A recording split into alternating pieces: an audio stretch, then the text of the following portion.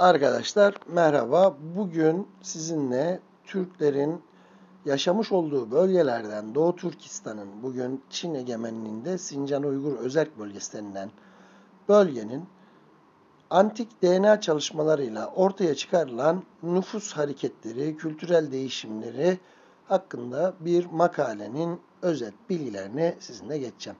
Şimdi buradaki amacımız şu. Türkler sanki safi Doğu Asyalı ve Sibiryalı gibi yaşayan bir toplulukken Anadolu'ya geldiler ve işte burada çok az bir kısım Türk vardı. Kültürel olarak buradaki yerli nüfusla karışarak yok oldular. Genleri bile belirsiz hale geldi.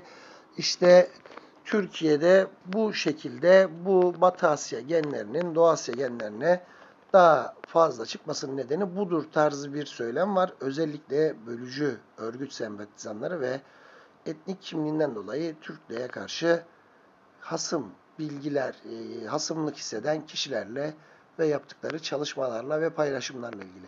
Size şunu belirtmem gerekiyor ki Doğu Türkistan'da tarım havzası oldukça önemli. Yambulak kültürü, Şirenzeyo kültürü oldukça önemli. Bu bölgede bulunan sarışın mavi gözlü fenotipteki insanların bir kısmının antik Kuzeydoğu Avrasyalılarla bağlantılı, Ane soyla bağlantılı kişiler olduğuyla ilgili yayınlar yapmıştık. Tarım mumyalarıyla ilgili. Yine bu bölgede Andronova kültürünün oluştuğunu biliyoruz. Türk tarih tezleri bakımından yanlış olarak nitelendirilen bu Batı Avrasyalı kişilerin Yamnaya'dan çıkan kişiler olduğunu biliyoruz ve Kordutveyer kültüründen oraya giden bir kültür insanlar olduğunu, R1B ve R1A haplogruplu erkek bireylerin yoğunluğunun bulunduğunu biliyoruz.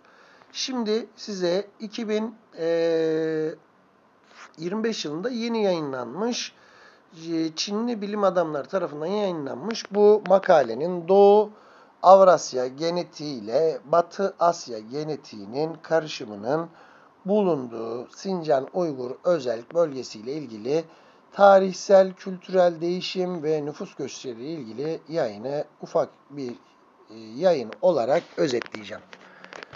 Avrasya'nın genetik kavşağı olarak bilinen Doğu Türkistan, kıtalar arası nüfus göçlerinin, kültürel değişimlerin ve genetik karışımların oldukça yoğun olduğu bir bölge. Bu incelediğimiz yayında yaklaşık 200 bireye ait antik genomik verilerin, genom zaten bir canlıda bulunan tüm genlerin toplamına deniyor.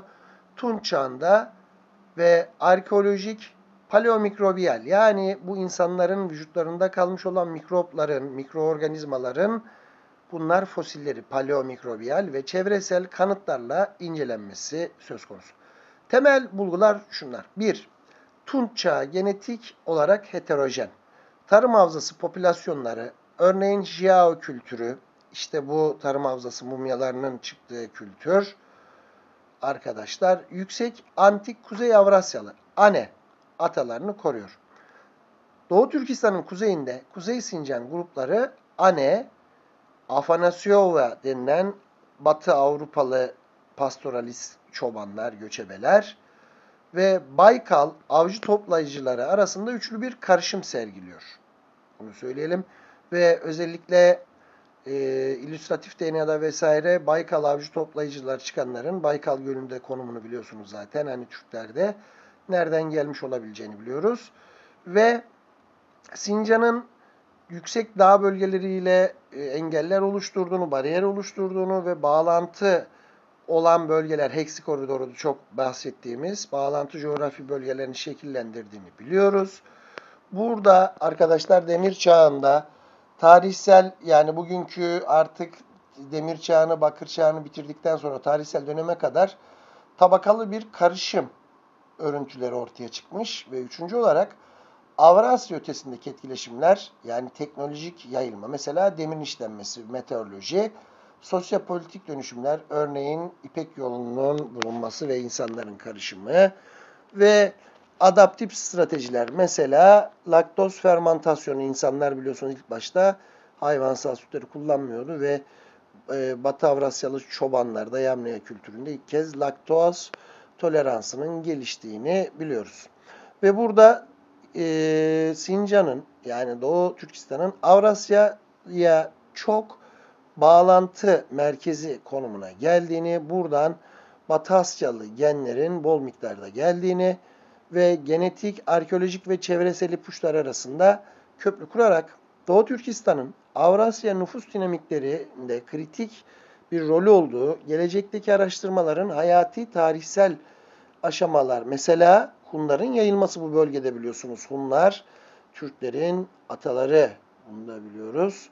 Ve genetik toplumsal eşleşme ve çevresel adaptasyonun gelecekte moleküler biyoloji mekanizmalarını ortaya çıkarmak ve uzaysal zamansal önlemlerle PCI testlerinin yeniden düzenlenmesi, disiplinler arası yaklaşımlar kullanılarak açıklanacaktır.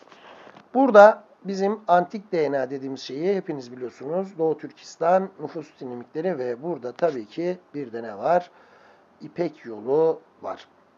Avrasya kıtasının kalbinde yer alıyor Doğu Türkistan ve çevredeki medeniyetleri birbirine bağlayan önemli bir koridor.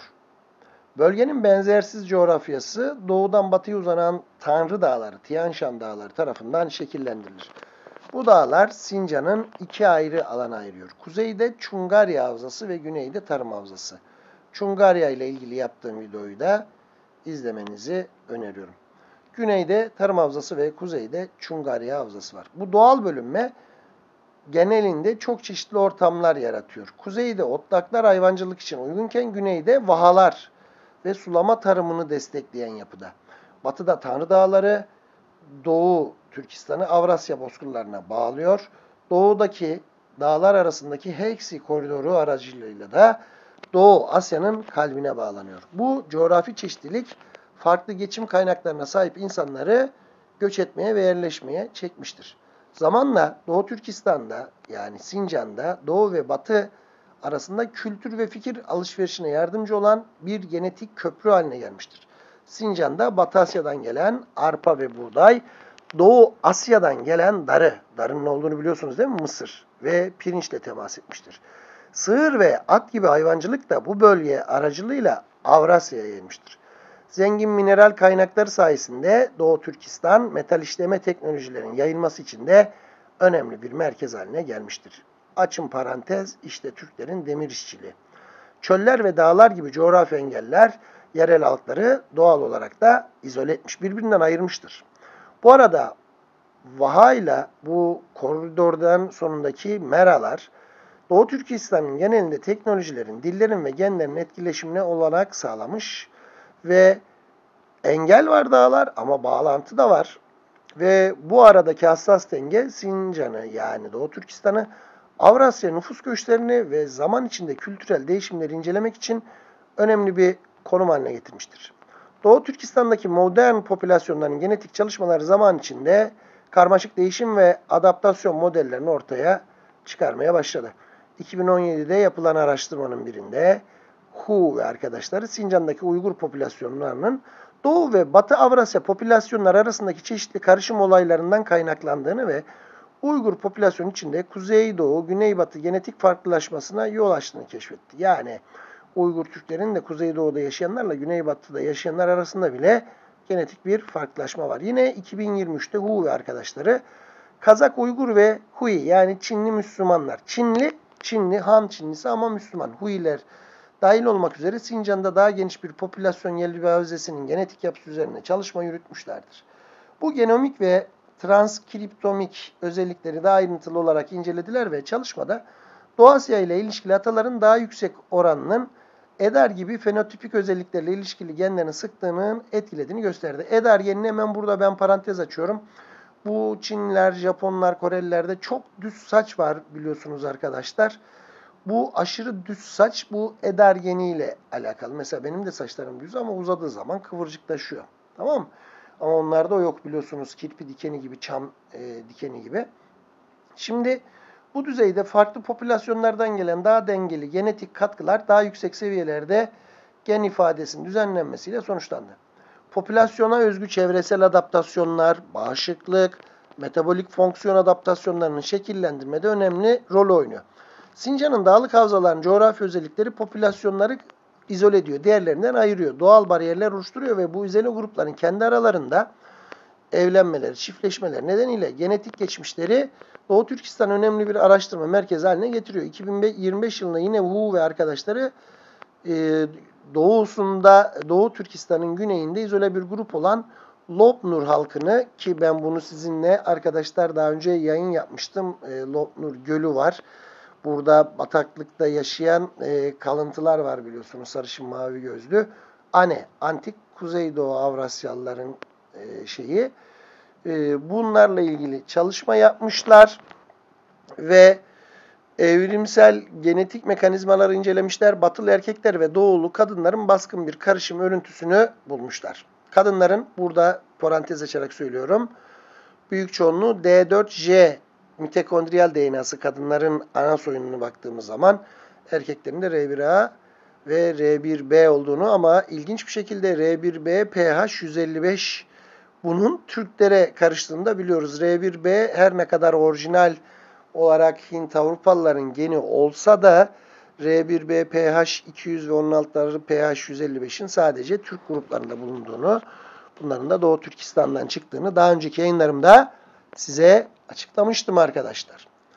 Ve daha sonra bu popülasyonlar 300 yıl öncesine kadar tamamen izole, fakat ardından çevredeki gruplarla genetik alışverişe başlıyor bunların torunları da. Uzun vadeli çöl ortamı, toksin metabolizması ve enerji dengesiyle bağlantılı olarak bunların UGT2B17 gene ailesinin çeşitliliğini artırmış.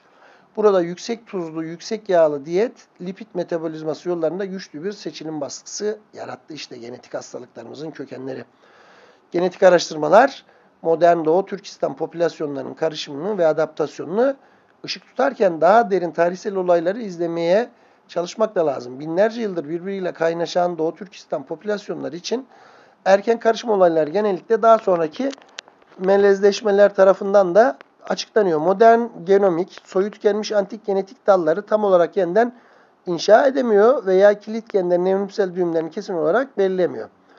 Ama antik DNA, atasal bileşenlerin farklı tarihsel aşamalarındaki çözülme süreçlerinin doğrudan analizine imkan tanıyor. Bugün CRISPR teknolojisi ve PCR, polimeraz zincir reaksiyonları, biyoloji şeyleri olanlar için bunlar bize bu imkanları sağlayabiliyor.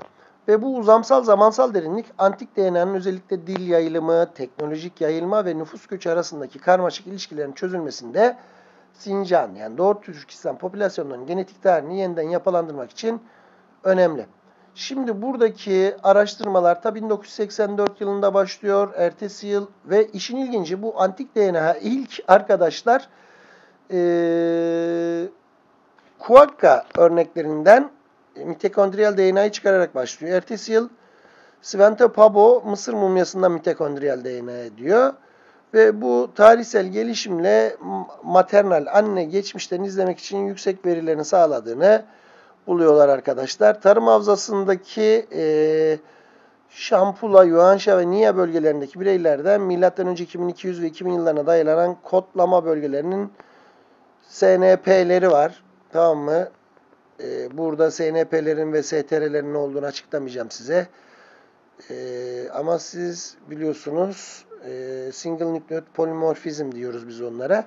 Burada DNA'ların tarım havzasındaki antik popülasyonların zaten farklılaşmış olan Doğu ve Batı Avrasya soylarının birleşmesiyle oluştuğunu gösteriyor. Bu Doğu Türkistan popülasyonlarının genetik geçmişini genetik veriler kullanarak anlamaya yönelik ilk araştırma, onu da söyleyelim.